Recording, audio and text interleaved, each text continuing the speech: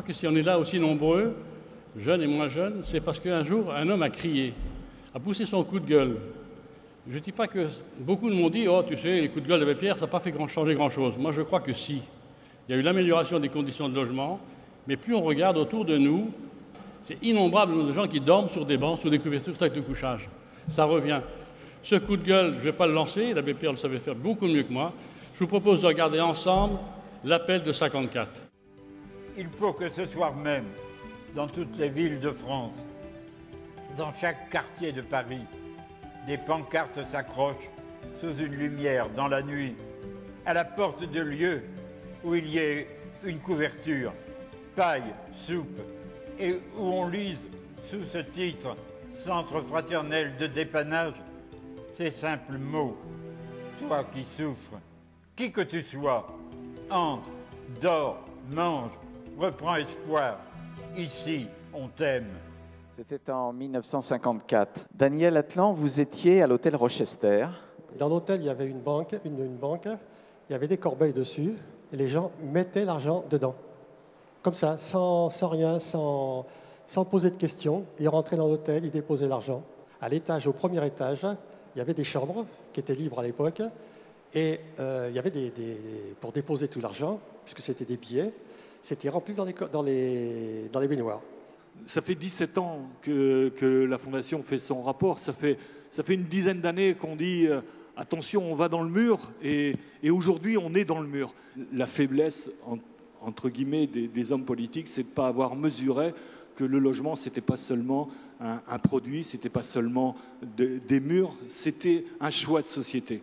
C'est le chef du gouvernement et le président de la République, c'est eux qui doivent donner l'orientation, c'est eux qui doivent dire quelles sont les priorités. C'est pour ça qu'aujourd'hui, on est tous réunis. On est 2800 aujourd'hui pour dire faites du logement une priorité nationale. Cette politique du logement d'abord, cette réforme du logement d'abord, elle n'est pas en suspens en l'air. Ce n'est pas simplement une belle décision.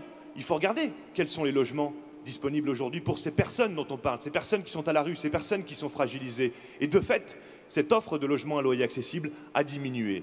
La dernière enquête de la FNARS montre qu'une personne sur deux qui appelle le 115 ne trouve pas de solution, tout simplement parce qu'il manque de place. Donc on ne peut pas mettre la charrue avant les bœufs. Il faut, coûte que coûte, ouvrir tous les centres nécessaires pour répondre aux besoins de nos concitoyens. Le mal-logement s'est développé et profondément enraciné. Et au total, ce sont 10 millions de personnes qui sont touchées de près ou de loin par la crise du logement, particulièrement les plus jeunes, les femmes seules avec enfants, les retraités désormais, les salariés modestes, les travailleurs pauvres.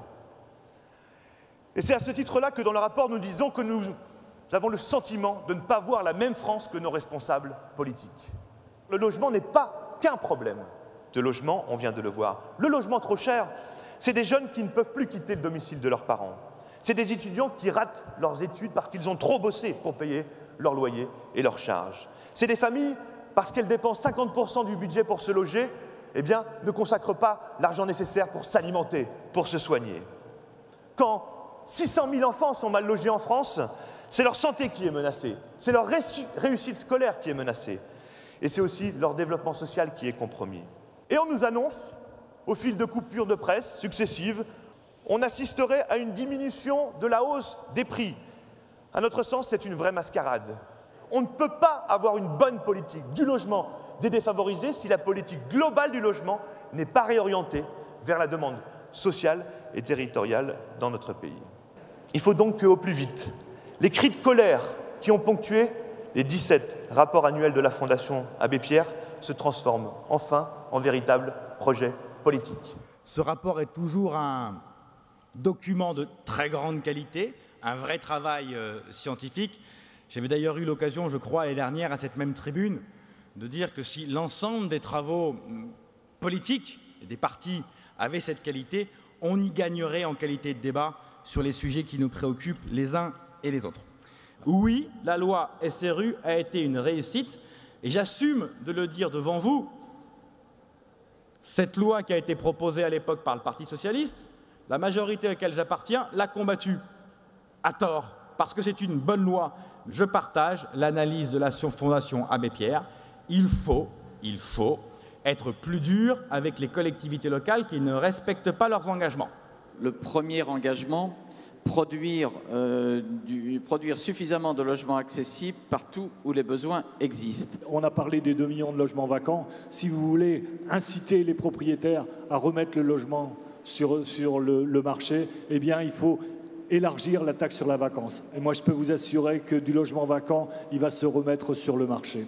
Deuxième engagement, réguler les marchés et maîtriser le coût du logement. Tout le monde a conscience que les prix s'emballent de trop et qu'il faut les maîtriser. Il faut rechercher des moyens de les maîtriser, il faut réguler les prix, il faut encadrer les loyers à la relocation. C'est eux qui font augmenter les prix à 49 ou 50%, comme on l'a vu ce matin. C'est indispensable. Justice sociale, c'est le troisième engagement, plus de justice sociale et de solidarité. Le véritable problème est une prévention efficace des expulsions locatives. Il y a 150 000 ménages, qui sont amenés chaque année au tribunal et il y a plus de 115 000 jugements d'expulsion. Il vaut mieux traiter les impayés dès le début qu'attendre de passer en justice où après on voit que c'est très compliqué.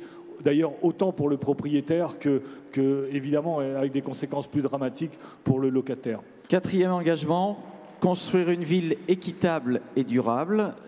La mixité sociale, évidemment, il faudra sans doute réfléchir à créer des secteurs de mixité sociale, s'assurer que, par la loi ou en tout cas par la réglementation, de s'assurer qu'on ne crée pas ces fameux ghettos dont on nous parle, parce que c'est les ghettos de riches qui se créent au départ. Les ghettos de pauvres sont subis, la plupart des gens d'ailleurs ne souhaitent que en sortir, ou en tout cas à y amener de la variété.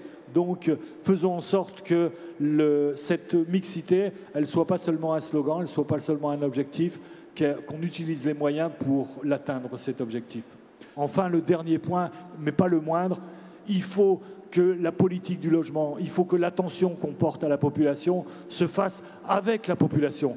Arrêtons de faire leur bien contre leur gré et participons, aidons les personnes à comprendre les enjeux et à participer et à dire ce qu'elles veulent. Et vous serez très surpris, ces personnes veulent de la mixité, elles veulent du logement et elles veulent vivre en bonne intelligence avec leurs voisins. Merci à vous tous. Merci à Patrick Dutreuil. Merci à Claude encore.